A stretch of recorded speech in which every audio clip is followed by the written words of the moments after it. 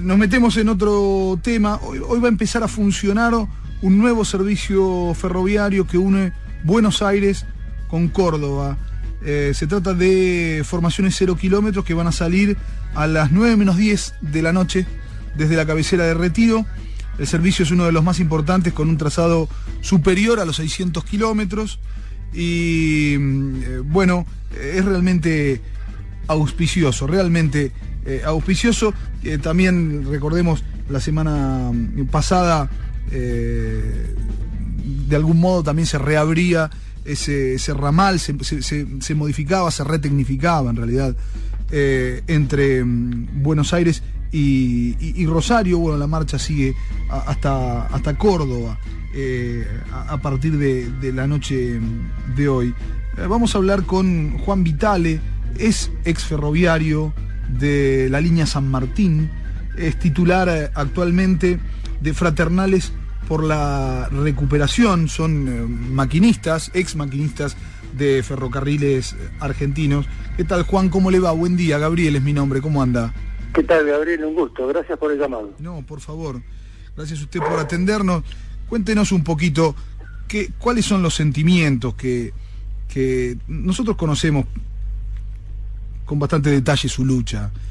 Conocemos también con bastante detalle cómo fue la traumática desvinculación con ferrocarriles argentinos, cuando ya habían dejado de ser ferrocarriles argentinos, ya en pleno proceso privatizador en la década del 90. Le contamos un poquito a la gente que por ahí no lo conoce, pero ustedes no aceptaron el retiro voluntario con un grupo nutrido de compañeros y realizaron medidas de fuerza ante lo que era notablemente un proceso de desguace de ese patrimonio del Estado que eran los ferrocarriles hasta ese entonces, y por ese motivo fueron despedidos, ¿verdad? Así es. Cuéntenos un poquito cómo se vive el hoy en día desde esa perspectiva, desde tantos años de lucha, una lucha que muchísimas veces lamentablemente cayó en oídos vacíos, ¿no? Sí, bueno, la verdad que el domingo hemos concurrido con varios compañeros al Congreso a acompañar y a escuchar el último mensaje de este periodo de la Presidenta de la Nación, y cuando anunció que el Estado recuperaba algunas líneas de la zona local, sobre todo, y se recreaba la empresa Ferrocarriles Argentinos. Bueno, sin duda que la emoción, la alegría fue tremenda. No había indicios de que eso sucediera, más allá de que a partir de la gestión del ministro Randazzo ya se había recuperado el ferrocarril Sarmiento, estaba siendo administrado por la SOCSE, pero bueno, sabíamos que el San Martín, el Belgrano Sur, el ROC, el Mitre, estaban en manos de distintos concesionarios, con lo cual, para nosotros, más allá de el valor simbólico, porque digamos el Estado vuelve a tener un rol preponderante, de alguna manera sentimos digamos una caricia al alma y un reconocimiento por toda esa lucha, por toda esa resistencia, por las distintas situaciones que tuvimos que padecer, los que nos quedamos sin trabajo, teniendo en cuenta que la carrera de conducción prácticamente requiere una dedicación plena, con lo cual muchos de nosotros no teníamos otra herramienta para salir a pelear la vida, y fueron años complicados, lo siguen siendo para muchos compañeros, con lo cual muy contentos, muy satisfechos y confiados en que se ganó una batalla también, porque algo que dijo la Presidenta, que para nosotros es fundamental, es que cuando hizo mención a cómo habían aumentado el gasto las concesionarias en relación al Sarmiento, quedó claro también que no es tan así, como dice el paradigma neoliberal, de que solo los privados pueden gestionar, que si no el Estado, cuando tiene buena conducción de recursos humanos y con una visión política clara y concreta, también puede gestionar, con lo cual valoramos altamente esta decisión. Yo precisamente era tal vez el aspecto que más había destacado del discurso de Cristina Fernández de Kirchner durante muchos años, demasiados. Los sectores de derecha neoliberales se arrogaron una palabra como si fuese propia y como si solamente ellos pudiesen digamos, justipreciarla, que era eficiencia. Claro. Y la verdad es que el Estado también puede demostrar, un Estado bien administrado puede ser tanto o más eficiente que un privado, entre otras cosas, bueno, porque muchas veces, aunque no parezca, el lucro, sobre todo cuando se trata de servicios públicos, sobre todo cuando se trata de un servicio, en definitiva, ¿no? Esto de darle un servicio a una gran cantidad de personas, a veces el lucro atenta, a veces el lucro se comporta como otro impedimento, ¿no? Exactamente, Gabriel. No, coincido plenamente con lo que estás hablando, porque hay que reconocer que el discurso neoliberal, con un gran batallador y comunicador, lamentablemente gran, digo, como fue Neustadt, que durante años y años y años machacó con ese famoso déficit ferroviario, cuando obviamente lo hacía porque siempre defendió intereses totalmente ajenos a la patria y al campo popular. El ferrocarril es deficitario en aspecto, digamos, voy a corregirme, no es rentable algo que maneje el 100% de la carga, y esto tiene que ver con los kilómetros que recorre, con la extensión del país, pero el ferrocarril cumple un rol social que obviamente el neoliberalismo trata de ocultar, y que a lo mejor algunos que sí estamos compenetrados con el rol del Estado más regulador, más atendiendo a la necesidad de los más desposeídos, y con capacidad de diferenciar, quizás no hemos sabido comunicar y perdimos esa batalla. Pero el ferrocarril cumple un rol social, cultural, económico, que es insustituible. Y esto se da a las claras hoy en la Argentina. El ferrocarril está transportando simplemente o solamente hasta ahora el 5% total de la carga, y esto se ve reflejado en situaciones que son realmente dramáticas. Digo, los accidentes en ruta, las rutas completamente saturadas, el alto costo que significa, porque esto hay estudios de distintos países europeos y los propios Estados Unidos que demuestran que pasado los 100 kilómetros, los 150 kilómetros, el camión deja de ser rentable, y ahí el ferrocarril tiene un rol preponderante. Y ni hablar con el transporte pasajero, porque digo, el ferrocarril llegó a la zona no rentable. El ferrocarril estructuró este país, esta nación que nosotros conocimos en la década del 90 y que fue absolutamente desarticulada por esas políticas neoliberales, y que ahora poco a poco lo estamos recuperando. Vos señalabas el servicio de Córdoba, Retiro Córdoba, sí. Claro, Retiro Córdoba, recuperamos Rufino, Buenos Aires Rufín, recuperamos Mar del Plata, digo, de a poco, y esto todo lo administra la SATSE, que ahora, bueno, será Ferrocarriles Argentinos, con lo cual, digo, se está saldando, creo que el gobierno nacional está saldando una deuda pendiente, que lo está haciendo cuando consideró que lo podía hacer.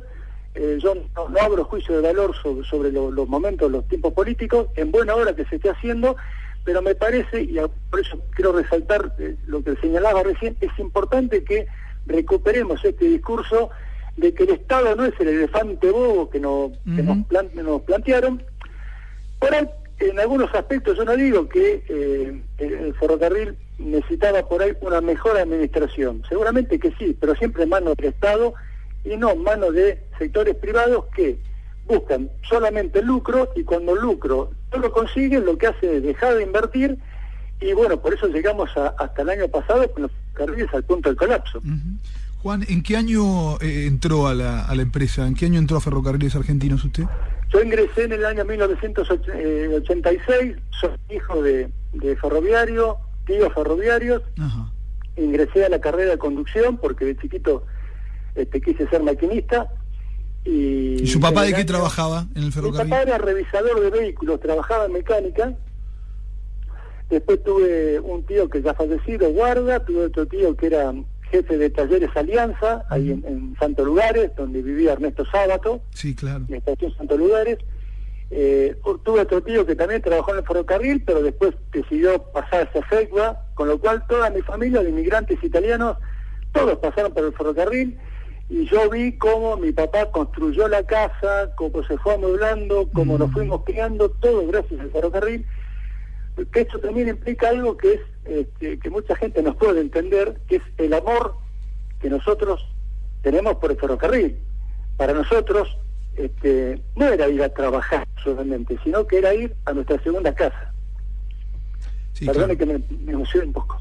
Está bien, lo entiendo perfectamente, Juan, ¿cómo no lo voy a entender? A usted le tocaba entrar a la empresa en un momento donde lamentablemente comenzaba alguna decadencia, ¿no? Desde finales de la década del 70, del 77.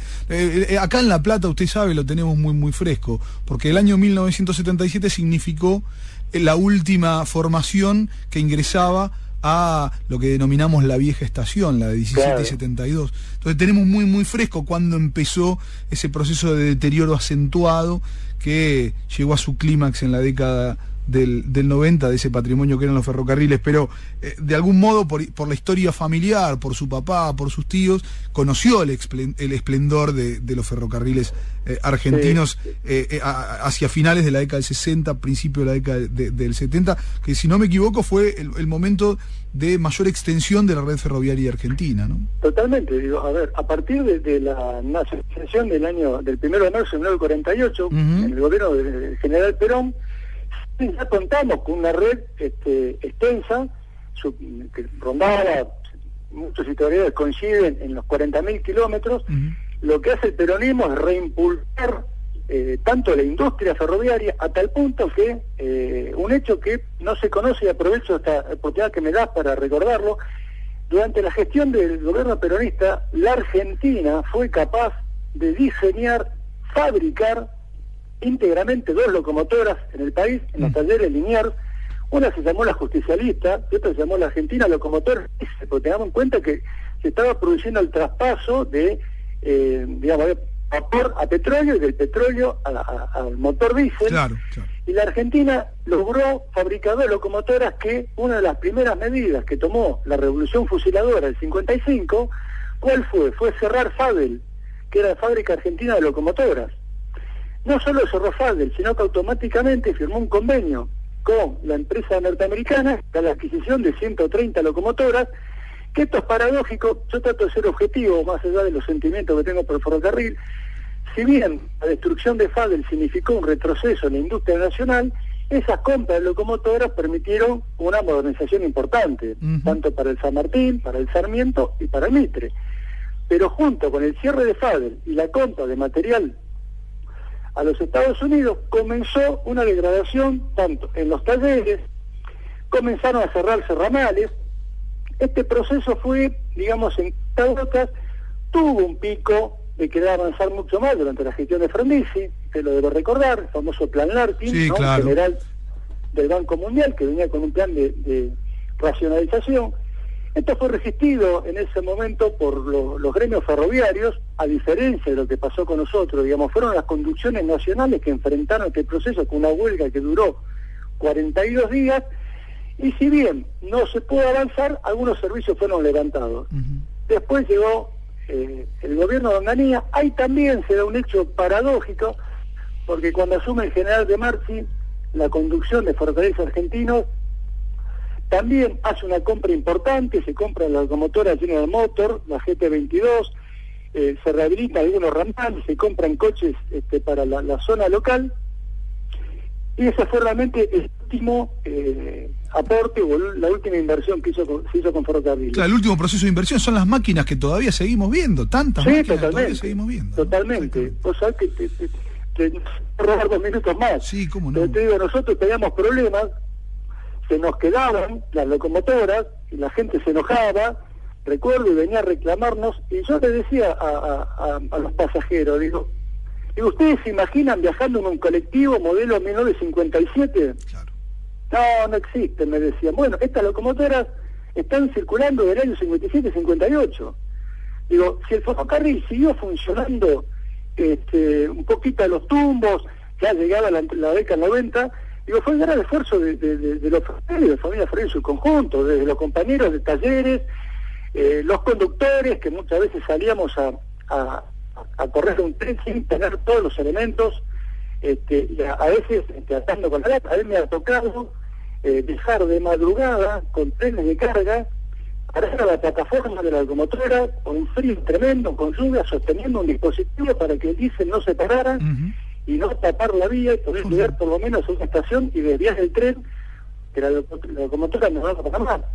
Digo, fue un gran esfuerzo, aunque lamentablemente en los 90, digamos, consenso de Washington mediante, y con la gran traición que para muchos significó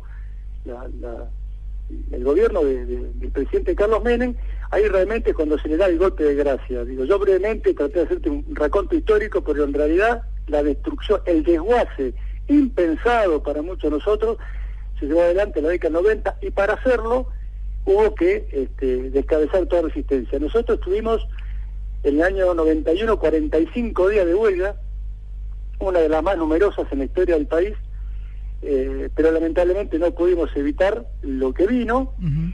Y hay que decirlo también, una parte de la sociedad acompañó este proceso, ya había pasado con Entel, después nos tocó a Ferrocarriles, y bueno, lamentablemente Menem fue reelecto, con lo cual de alguna manera esto implica cierta convalidación por parte de un sector de la población mayoritario que avalaba esa política. Sí, Juan, yo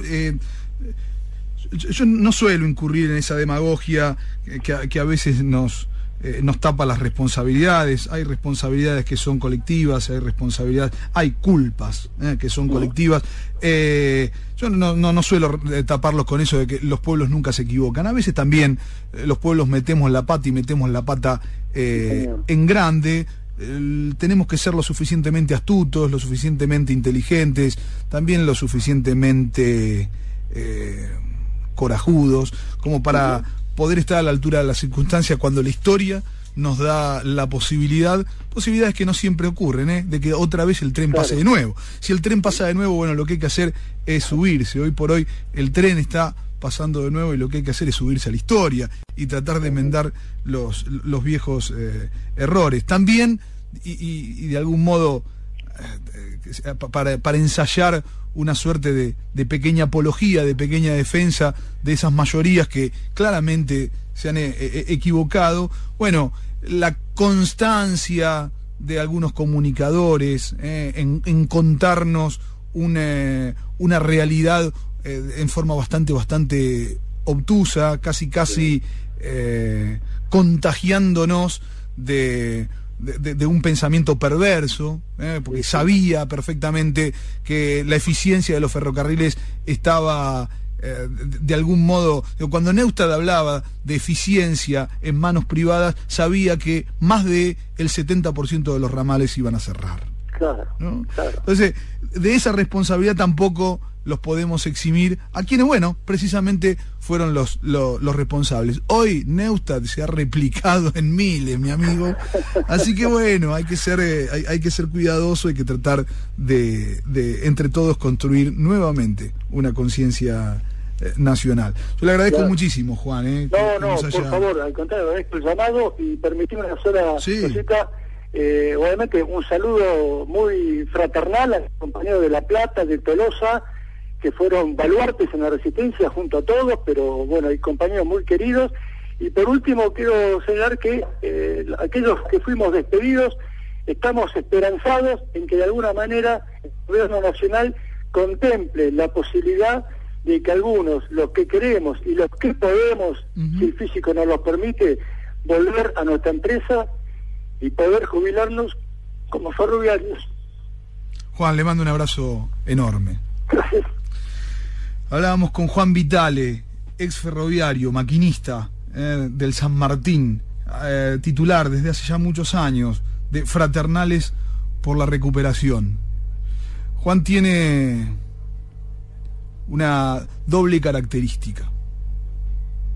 Es experto en los términos técnicos, nos puede hablar con detalle de la significancia del ferrocarril, de cuándo sirve, cuándo deja de servir, de cuán profundo ha sido el desguace, cuán profundo ha sido el deterioro, cuán difícil será emprender la dura tarea de ponerlos en marcha. De eso Juan nos puede hablar muchísimo, porque lo sabe, porque tiene toda una vida detrás de los controles de una máquina. Pero además, Juan tiene otro ingrediente fundamental en su síntesis de pensamiento, que es algo que muchos no han comprendido, que es el afecto. Lo une con esa empresa, lo une con ese medio de transporte que atraviesa y vertebra la historia de la Argentina, como es el ferrocarril, algo que a muchos les pasa desapercibido. Hace poquitos días atrás, el periodista Luis Majul le preguntaba a Mauricio Macri, a tan solo horas del anuncio de la presidenta de recuperar la empresa Ferrocarriles Argentinos, de vulnerar las concesiones a los privados de las principales líneas de transporte de pasajeros y carga de nuestro país. Majul, insisto, le preguntaba a Mauricio Macri qué le parecía el anuncio. Y Macri, avejentado, retrasado un montón de años en términos discursivos y en términos de una participación activa del Estado, decía: esa es una discusión vieja. Es viejo, ese discurso es viejo, retrasa. No importa si lo manejan los privados o si lo maneja el Estado. Lo que importa es que funcionen. Bueno, mira, era lo mismo que nos decía Bernardo Neustadt hace 20 y pico años atrás. Y el estado de cosas actuales lo demuestra cuán equivocado estaba, o cuán cortas son las patas de ese enorme bolazo. No es un discurso viejo que un hombre como Juan Vitale, en 15 minutos de conversación con nosotros, se quiebre 2 veces hablando de su relación con los ferrocarriles argentinos. No tiene nada de viejo, no atrasa nada. Lo que hay allá es un genuino y necesario sentimiento patriótico. Nada más que eso. Pasaron 25 de las 10 de la mañana y estamos en...